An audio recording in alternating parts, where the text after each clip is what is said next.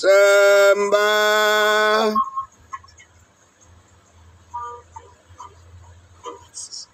Dan masing-masing kamu pun diberi anugerah supaya kamu bertekun dan rajin bekerja.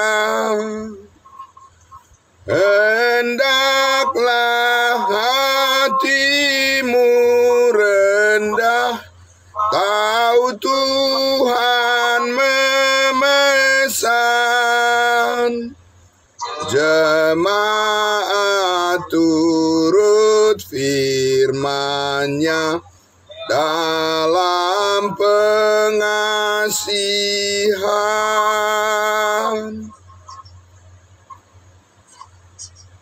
Tuhan, kami serahkan kepada Darus Orang.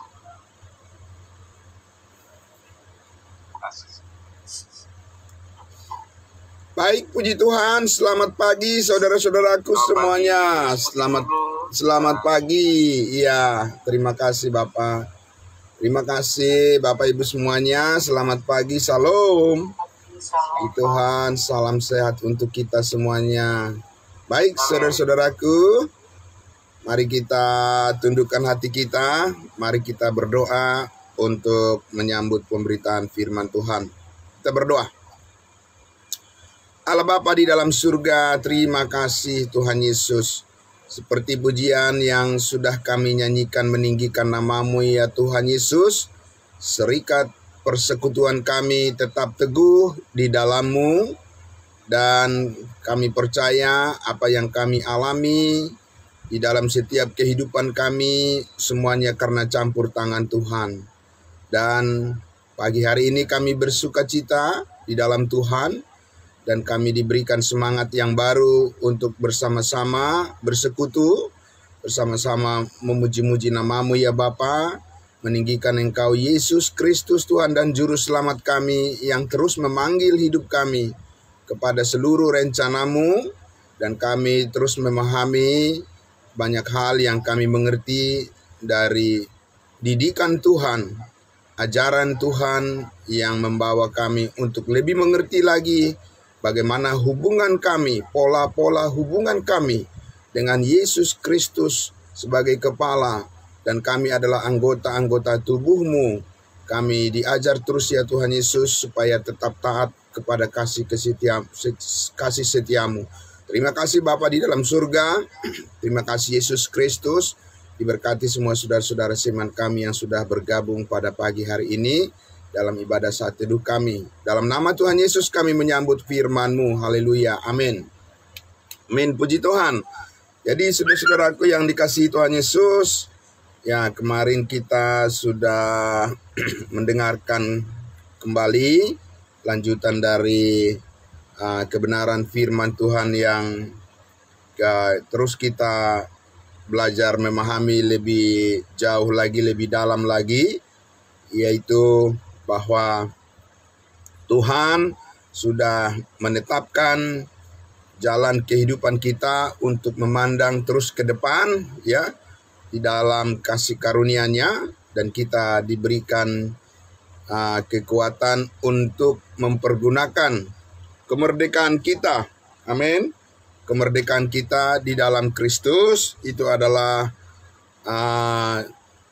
kemerdekaan rohani kita yang ditebus dengan harga yang sangat mahal oleh Yesus Kristus Tuhan kita, sehingga sekarang kita bisa membawa hidup kita fokus terus kepada kebenaran-Nya. Dan saudara-saudaraku yang dikasihi Tuhan Yesus, maka pagi hari ini juga saya masih ingin mengajak kita untuk memahami, memperdalam lagi ya tentang apa yang terjadi ya Bapak Ibu Saudaraku. Apa yang terjadi setelah kematian Yesus Kristus di atas kayu salib dan kebangkitannya, ya penguburan dan kebangkitannya. Apa yang terjadi Bapak Ibu Saudaraku dalam pola hubungan ya dalam pola-pola model hubungan daripada Allah kepada manusia. Karena Tuhan Allah pencipta langit dan bumi mempunyai pola hubungan di dalam rencananya, sesuai dengan rencananya dan program Allah.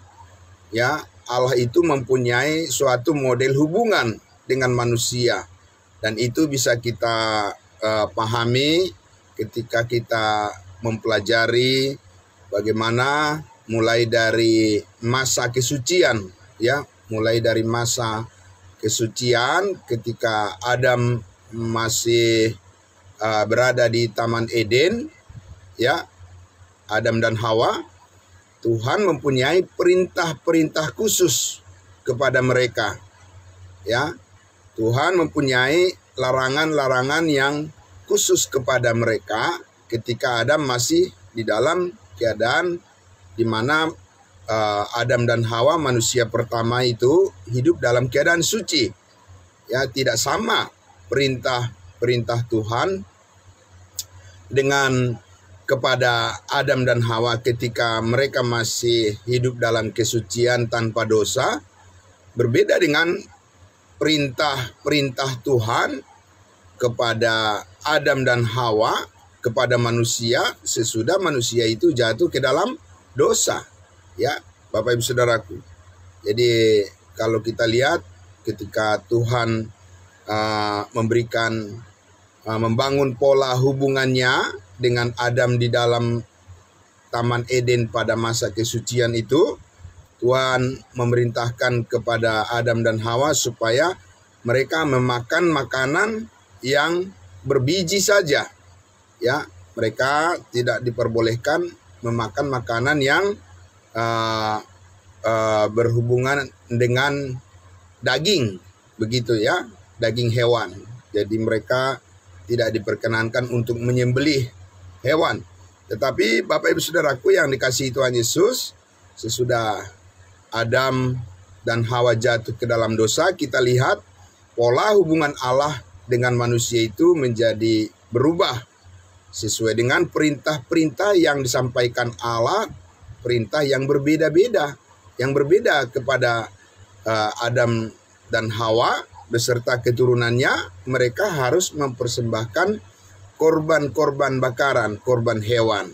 Ya, Bapak Ibu Saudaraku. Jadi berubah lagi pola hubungannya. Ya, saudara-saudaraku ya. Nah, dan seterusnya banyak hal yang bisa kita jelaskan mengenai hal itu. Ketika Tuhan Allah memanggil Nuh, ya, Bapak Ibu Saudaraku, juga berubah pola hubungan antara Allah dengan Nuh, bahwa Tuhan meminta supaya manusia itu menghormati pemerintahan terhadap sesamanya.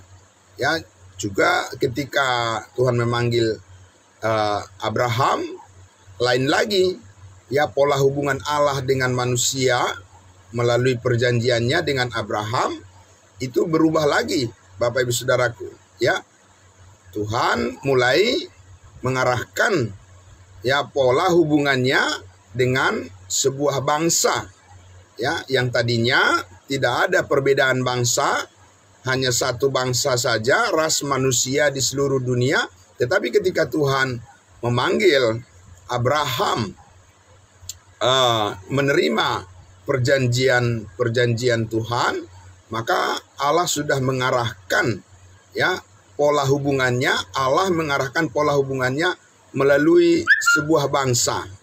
Ya, itulah yang dijanjikan oleh Allah kepada Abraham, Ishak dan Yakub. Ya, Bapak Ibu Saudaraku. Jadi di situ kita lihat bahwa Allah membedakan antara bangsa pilihan dan bangsa-bangsa lain, itu disebut bangsa-bangsa kafir, bangsa-bangsa yang tidak mengenal Allah. Jadi sepanjang sejarah, ya, Bapak Ibu Saudaraku, sebelum Yesus Kristus mati disalibkan, sepanjang sejarah itu Allah, ya, membangun pola hubungannya dengan yang namanya sebuah bangsa, bangsa yang kudus, yaitu bangsa Israel. Dan disitulah Tuhan Allah memberikan apa? Memberikan hukum Taurat. ya kepada sebuah bangsa untuk membangun sebuah pola hubungan dengan hubungan yang bersyarat. Jika kamu, ya, jadi ada kata jika di situ, dan kata jika ini memberikan suatu syarat yang harus dipenuhi oleh manusia itu sendiri. Jika kamu taat pada perintah-perintah Tuhan, jika kamu melakukan segala perintah-perintah dan menjauhi larangan-larangan Tuhan, maka kamu akan diberkati. Jika kamu melanggar perintah-perintah Tuhan, tidak taat pada perintah-perintah Tuhan dan tidak menjauhi larangan-larangannya, maka kamu akan menerima kutuk dan kamu akan dihukum, ya, sesuai dengan perbuatan-perbuatanmu itu. Itulah pola hubungan yang dilakukan oleh Allah melalui sebuah bangsa, yaitu bangsa Israel, di mana pada saat itu Tuhan membangun pola hubungan itu dengan perbuatan-perbuatan dari manusia yang diminta untuk tunduk dan taat kepada, ya, perintah-perintah lebih dari 600 peraturan hukum Taurat itu adalah menjadi ukuran, menjadi cermin, ya, untuk mengevaluasi ketaatan daripada manusia itu pada saat itu. Amin. Nah, Bapak Ibu Saudaraku yang dikasihi Tuhan Yesus, jadi kita sekarang kalau begitu memahami apa yang mau kita pahami, yang mau kita mengerti dengan pernyataan daripada Rasul Paulus di Galatia pasal 5. Saya baca sekali lagi Galatia pasal 5 ini, ya. Karena ini menyangkut pola hubungan. Amin. Jadi Bapak Ibu Saudaraku, kalau kita mengerti, ya, pola-pola model hubungan kita, ya, sesuai dengan konteksnya, ya, pasti kita bersikap secara wajar dan melakukan hal yang pas, yang pantas, ya, Bapak Ibu Saudaraku. Jadi, ya, kita tahu juga di dalam pola-pola hubungan, setiap bangsa, setiap suku itu mempunyai tradisi, ya, mempunyai budaya bagaimana cara menempatkan hubungan, ya, satu dengan yang lain. Misalnya, ya, pola hubungan di dalam filosofi kehidupan orang Batak, misalnya ada lihan natolu, ya. Jadi itu ada pola hubungannya, tidak sama Bapak Ibu Saudaraku, ya. Tidak sama hubungannya. Jadi dalam dalihan natolu itu sudah diatur, ya, siapa melakukan apa kepada siapa dan bagaimana caranya, itu sudah diatur. Betul ya Bapak Ibu Saudara, ya. Nah, jadi itu pola hubungan namanya.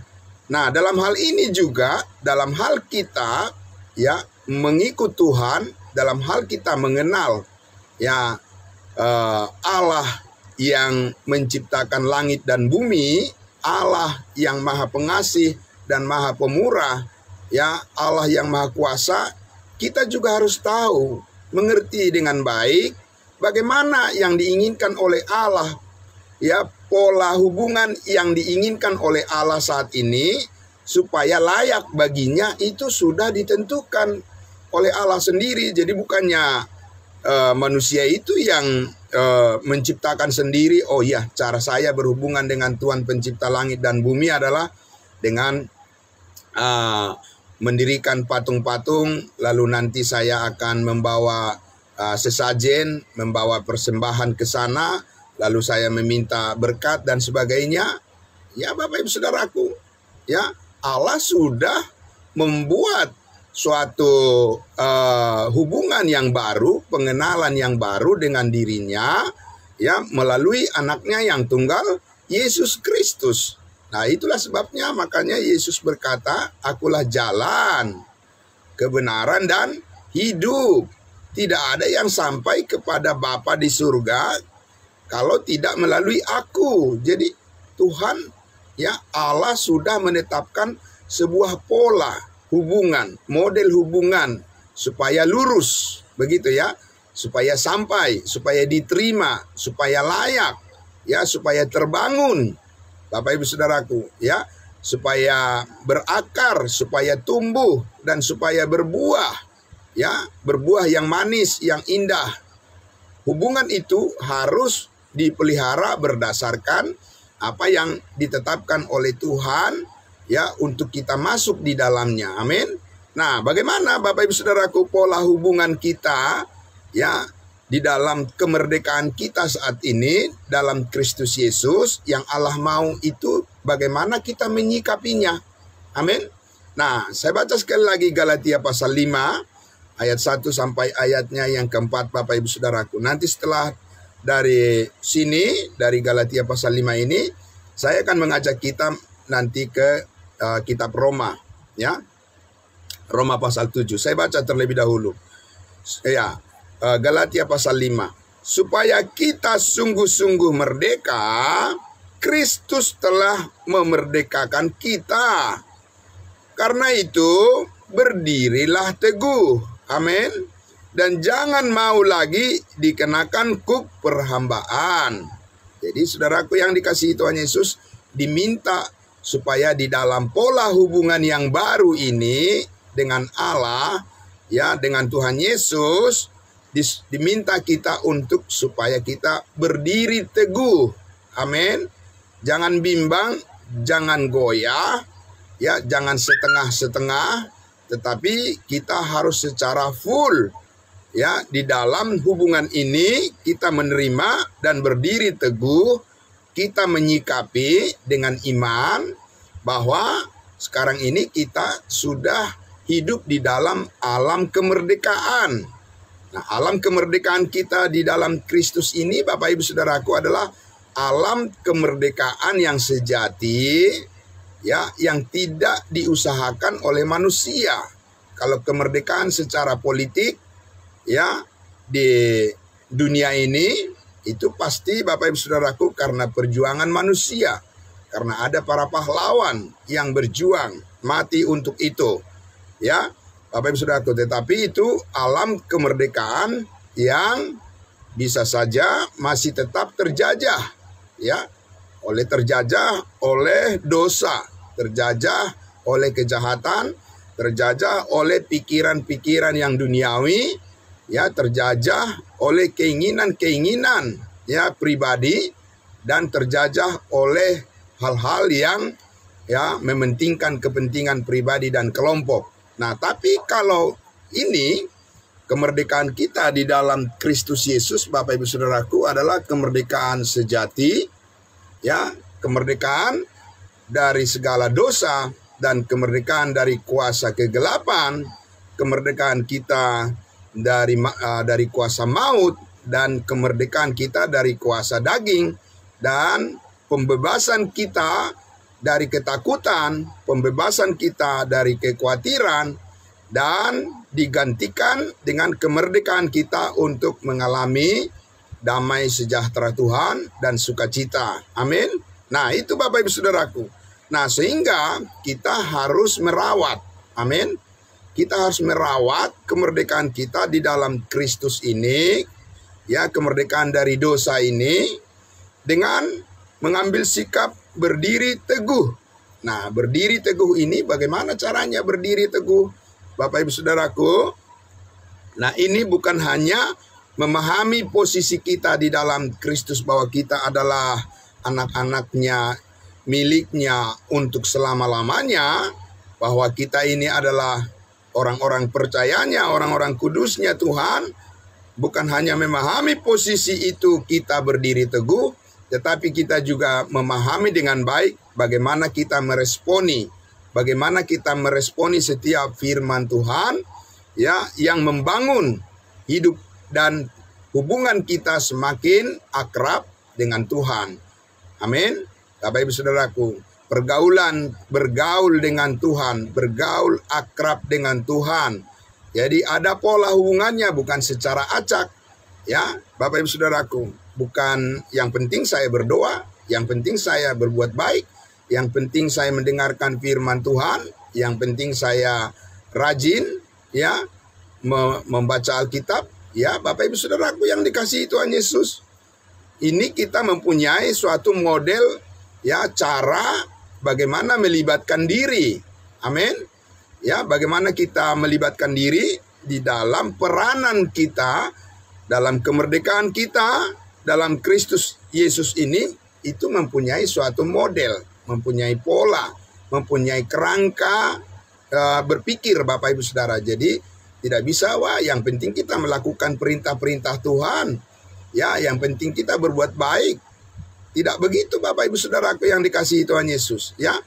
Karena justru atas nama perbuatan baik itulah yang dipakai oleh kedagingan itu, yang dipakai oleh kuasa roh-roh jahat di udara itu, atas nama ya kebaikanlah, ya kelicikan daripada manusia itu akhirnya ya menggagalkan ya atau akhirnya menghambat daripada rencana Tuhan, ya, yaitu kasih karunia-Nya yang dikaruniakan kepada setiap orang dengan cuma-cuma, ya.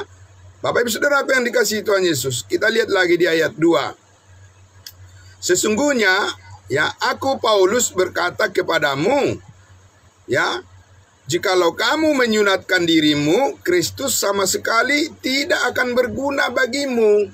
Nah, saudaraku yang dikasihi Tuhan Yesus, ketika Tuhan Allah menggunakan pola hubungan dengan bangsa Israel di bawah hukum Taurat, ya, tidak bisa kata-kata ini disebutkan Bapak Ibu Saudaraku. Ya, tidak bisa perkataan yang menyebutkan bahwa sunat sama sekali tidak berguna bagi kamu. Tidak bisa Bapak Ibu Saudaraku. Kenapa? Karena hukum sunat itu adalah perjanjian Allah dengan Abraham kepada Ishak, kepada Yakub dan kepada keturunannya bangsa Israel, bahwa tanda mereka adalah milik Tuhan, tanda mereka adalah umat Allah, bangsa yang kudus, yang taat pada Tuhan, itu mereka harus bersunat. Ya, Bapak Ibu Saudaraku, ya, mereka harus menuruti itu karena itu adalah pola hubungan yang ditentukan oleh Allah untuk mengevaluasi hidup mereka berkenan atau tidak di hadapan Tuhan. Nah, tetapi sesudah Yesus Kristus mati di atas kayu salib, Bapak Ibu Saudaraku, sesudah Yesus Kristus menggenapi seluruh hukum Taurat, nah sekarang Paulus mengatakan, ya, kamu tidak hidup di bawah kuasa dosa lagi, karena kamu tidak hidup di bawah hukum Taurat, tapi sekarang kamu hidup di bawah kasih karunia. Amin. Iya, Bapak Ibu Saudaraku, sungguh ini adalah sesuatu yang sangat besar berkat Tuhan yang dikaruniakan kepada kita. Kita mengerti sekarang bagaimana membangun pola-pola hubungan kita, pergaulan kita dengan Allah. Jadi, saudaraku, karena perbuatan sunat itu adalah usaha manusia yang saat ini, Bapak Ibu Saudaraku, bukanlah bagian dari tanda orang beriman kepada Tuhan Yesus. Ya, Bapak Ibu Saudaraku, karena itu adalah penambahan upaya manusia untuk menambahkan usahanya supaya dia menjadi benar di hadapan Allah dengan melakukan ritual-ritual daripada keagamaan itu. Paulus katakan di ayatnya yang ketiga, sekali lagi aku katakan kepada setiap orang yang menyunatkan dirinya, bahwa ia wajib melakukan seluruh hukum Taurat. Jadi jangan berpikir karena sudah melakukan satu perintah Tuhan lalu bisa mengabaikan yang lain. Tidak bisa, Bapak Ibu Saudaraku yang dikasihi Tuhan Yesus. Wajib melakukan seluruh perintah hukum Taurat. Ya, tapi apakah sanggup? Apakah mampu? Ya, Bapak Ibu Saudaraku, mentah lagi. Ya, mentah lagi, saudaraku. Apa yang sudah diselesaikan oleh Tuhan Yesus di atas kayu salib, lalu manusia menolak itu, ya, Bapak Ibu Saudaraku, manusia berusaha ingin melakukan sesuatu untuk membuat dirinya supaya lebih benar di hadapan Allah, tidak akan lebih benar. Amin. Ya, hanya yang dilakukan oleh Yesus Kristuslah yang membuat kita jadi benar. Oleh darahnya yang kuduslah kita disucikan. Ya, oleh persembahan tubuh Yesus Kristus di atas kayu salib itulah yang membuat kita jadi benar. Karena itu bukan kebenaran kita. Ya, itu adalah kebenaran Allah. Amin. Dan kebenaran Allah itu sempurna, perfect. Bapak Ibu Saudaraku, itu sebabnya Yesus berkata di atas kayu salib, sudah selesai. Dan Allah mau kita memandang kepada perkataan Yesus di atas kayu salib itu, karena itulah kehidupan kita yang sempurna di dalam Dia. Amin. Nah, Bapak Ibu Saudaraku yang dikasihi Tuhan Yesus, sehingga kita tidak berusaha mendasarkan ya segala tindakan, perbuatan, pandangan, dan apapun yang kita lakukan, kita mendasarkan keyakinan kita di dalam kesempurnaan yang sudah kita peroleh di dalam Kristus. Bahwa Dia sangat mengasihi kita, dan Dia mengasihi kita tidak tanggung-tanggung, Bapak Ibu Saudaraku. Ya, Yesus mengasihi kita 100%, kita diterima. Ya, Allah menerima kita di dalam anaknya yang tunggal, Yesus Kristus.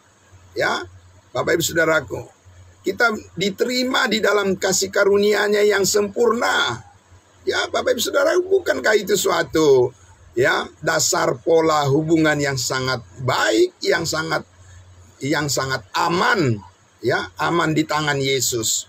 Selamat di tangan Yesus, Bapak Ibu Saudaraku. Jadi ini yang sangat luar biasa. Maka Paulus mengatakan jangan mentah lagi. Jadi jemaat Galatia ini, Bapak Ibu Saudaraku, ya, mereka sudah ditempatkan di istana, istilahnya begitu ya.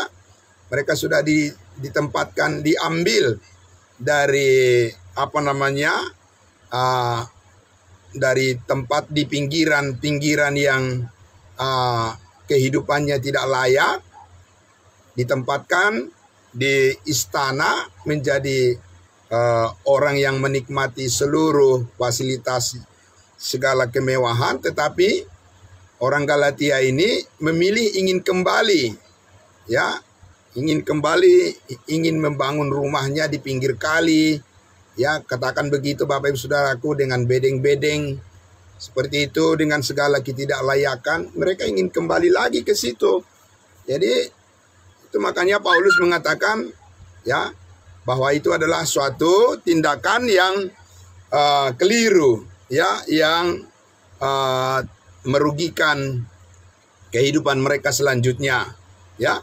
Nah, saudaraku yang dikasihi Tuhan Yesus, jadi ya, di ayatnya yang keempat itu dikatakan kamu lepas dari Kristus.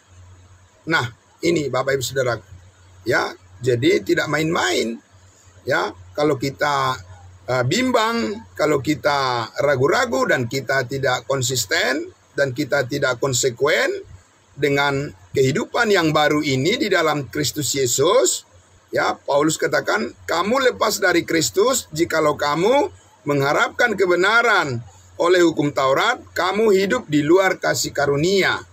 Nah, ini nanti di hari-hari berikutnya akan saya jelaskan, karena banyak orang yang salah paham dengan ayat ini, seolah-olah keselamatan itu bisa hilang. Ya, keselamatan itu bisa di-cancel. Keselamatan dalam Kristus itu bisa ditunda, ya, bisa hilang keselamatan katanya. Banyak orang yang mempercayai itu, Bapak Ibu Saudaraku. Ayat ini tidak mengatakan bahwa ya keselamatan bisa hilang, tidak. Ini berbicara tentang bagaimana kita sebagai orang-orang yang sudah diselamatkan ini, ya, yang kita lakukan itu tidak diperhitungkan oleh Allah. Ya, kasih karunia-Nya yang terus membangun kehidupan kita tidak bertambah-tambah, begitu ya. Jadi mengalami stagnasi di dalam pola hubungan, di dalam hubungan yang tidak lancar, di dalam pengenalan akan seluruh kebenaran Yesus Kristus. Dan kita, Bapak Ibu Saudaraku, seperti jemaat Galatia ini, akan ya menjadi serupa dengan dunia. Dan itu adalah hal yang sangat merugikan. Itu namanya hidup di luar kasih karunia Allah bagi orang-orang yang sudah diselamatkan. Ya, jadi tidak berdampak begitu Bapak Ibu Saudaraku. Tidak ada efek positifnya. Ya, sebagai orang-orang percaya harus memancarkan terang Kristus kepada sesamanya. tapi menjadi batu sandungan, malah menjadi batu sandungan. Jadi itu artinya kamu hidup di luar kasih karunia, ya. Nah, Bapak Ibu Saudaraku, karena keselamatan kita adalah oleh anugerah Tuhan dan tidak ada perbuatan manusia yang bisa menggagalkan itu. Di dalam Kristus Yesus kita sudah mempunyai posisi yang permanen karena kita sudah dimeteraikan dengan Roh Kudus. Nah, saudaraku yang dikasihi Tuhan Yesus, seperti yang sudah saya janjikan tadi, bahwa kita akan melihat lagi di dalam Roma pasalnya yang ke-7. Mari saudaraku, disinilah ya kita akan membaca ya saudaraku bagaimana perubahan dari hubungan kita yang sangat drastis ya tercipta oleh karena Yesus Kristus telah mengorbankan dirinya mati di kayu salib menggantikan kita yang dulunya kita adalah orang yang berdosa.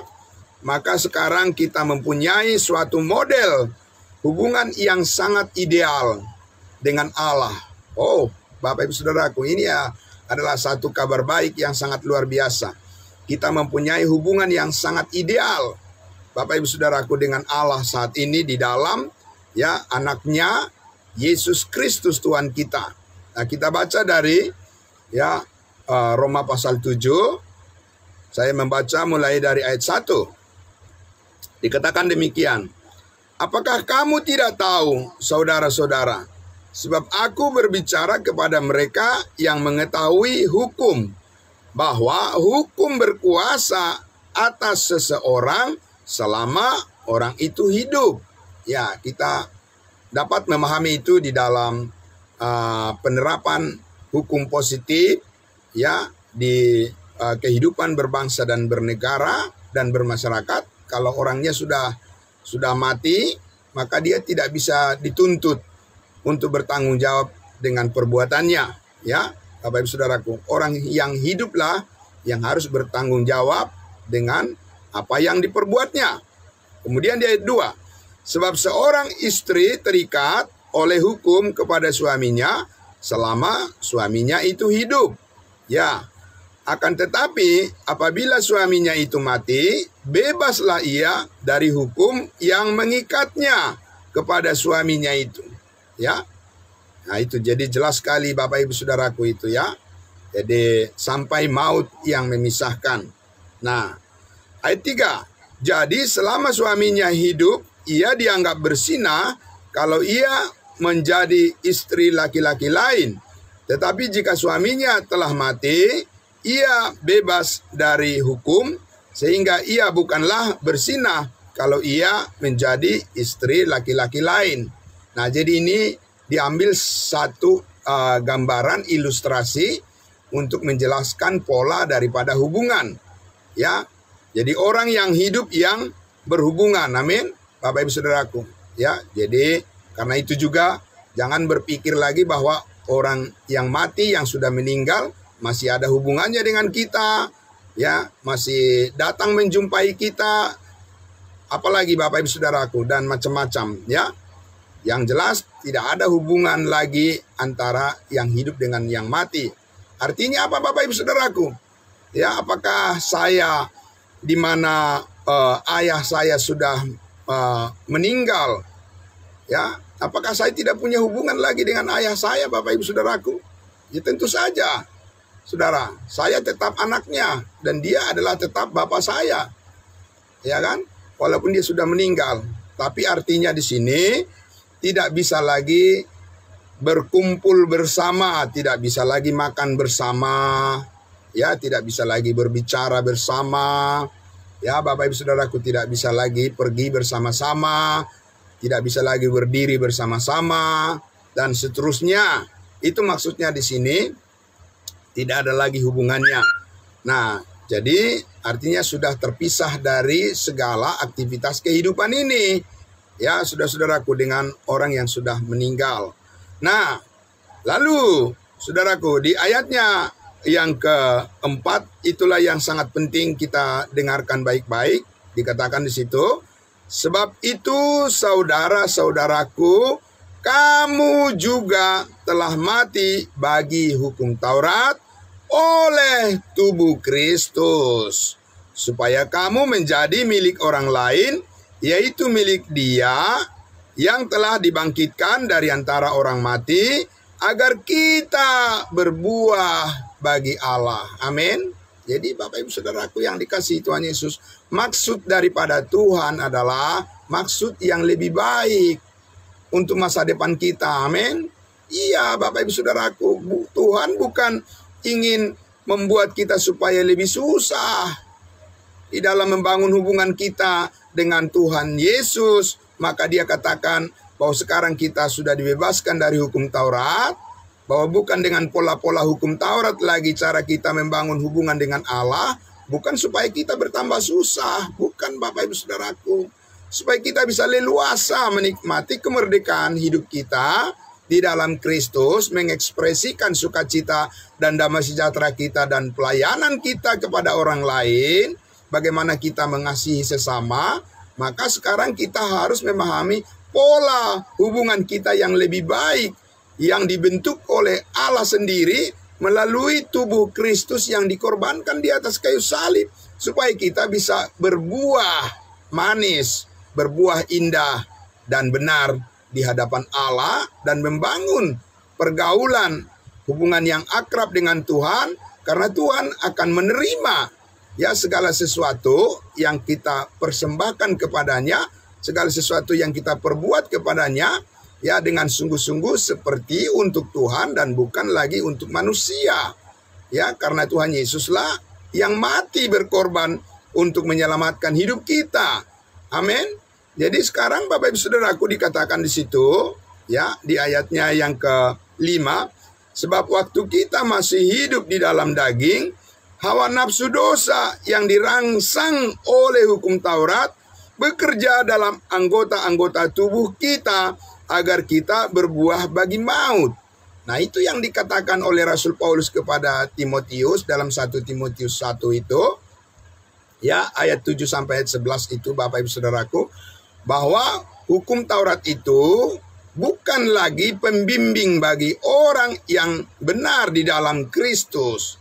Tapi kasih karunia Allah itulah yang berkuasa membimbing, yang menguatkan, yang mengarahkan pola-pola hubungan orang benar saat ini yang ada di dalam Kristus Yesus dengan Allah, supaya hubungan itu harmonis. Amin.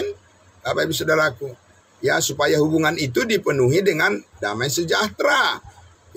Nah, saudaraku yang dikasihi Tuhan Yesus, maka dikatakan hukum Taurat itu saat ini justru merangsang orang untuk hidup dalam dosa. Bapak Ibu Saudaraku, yang karena hukum Taurat itu bekerja di dalam anggota-anggota tubuh manusia, dan tidak ada kemampuan manusia untuk menghindarkan itu dengan usaha dan kerja kerasnya sendiri. Tidak bisa Bapak Ibu Saudaraku, karena manusia tidak kuat dari dosa. Manusia tidak lebih kuat daripada keinginan daging.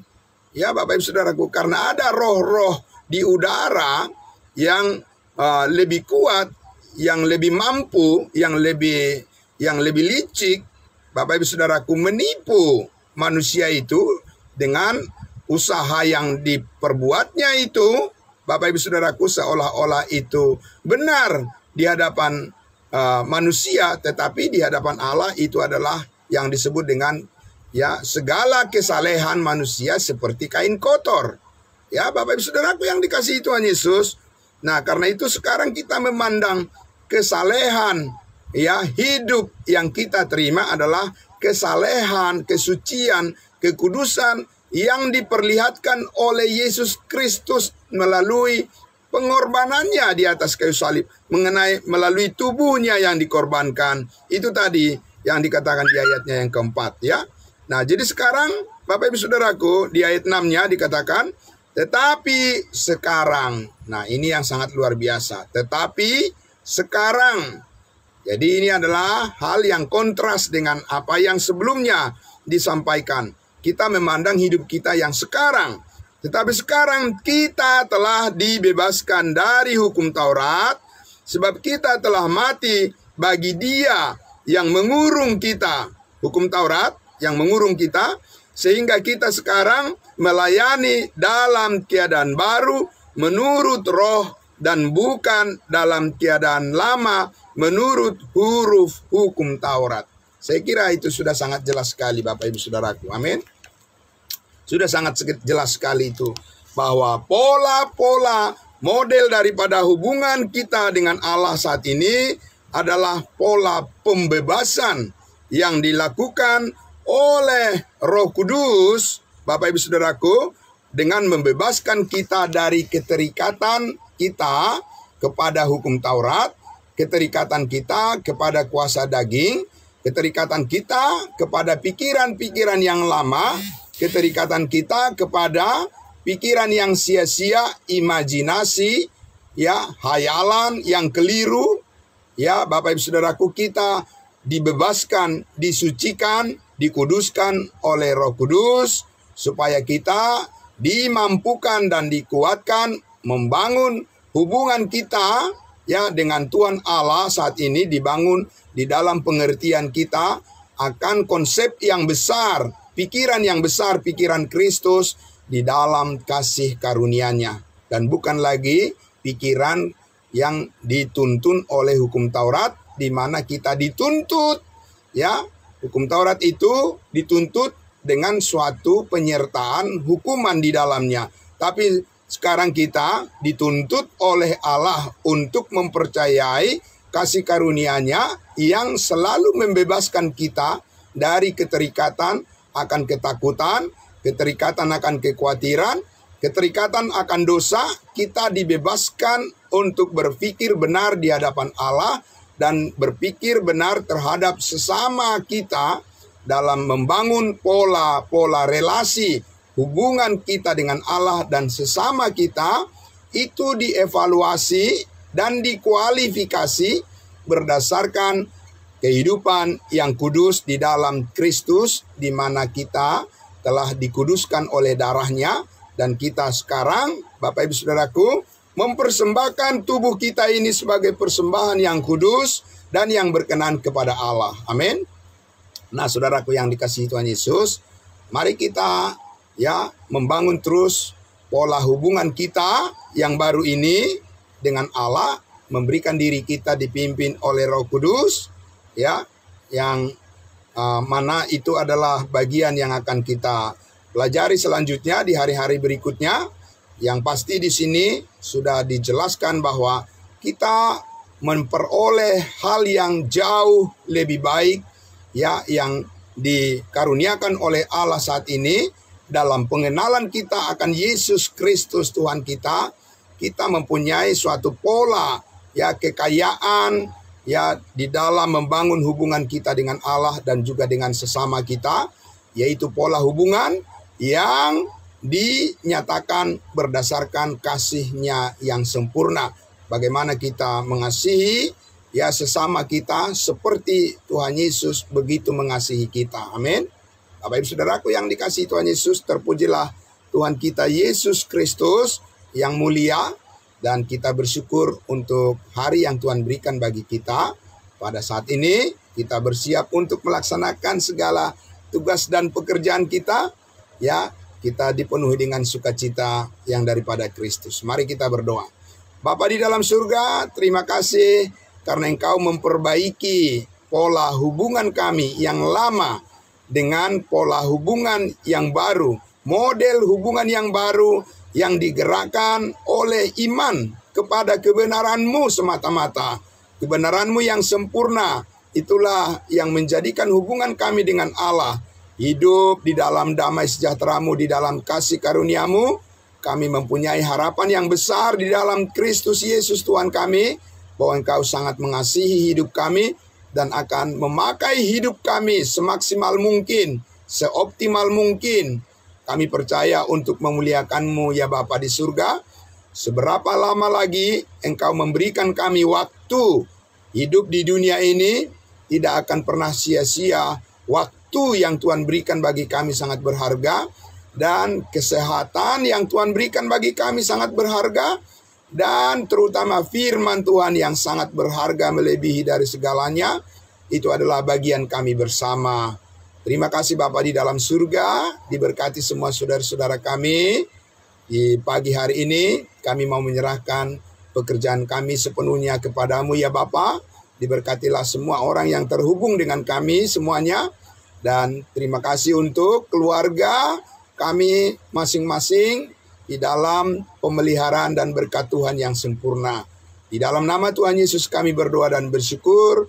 Haleluya, puji Tuhan. Amin. Amin. Terima kasih saudara-saudaraku. Ya, selamat pagi. Salam sehat buat kita semuanya. Ya, salam. Ya, salam kudus buat kita semuanya. Selamat pagi, Bapak Ibu.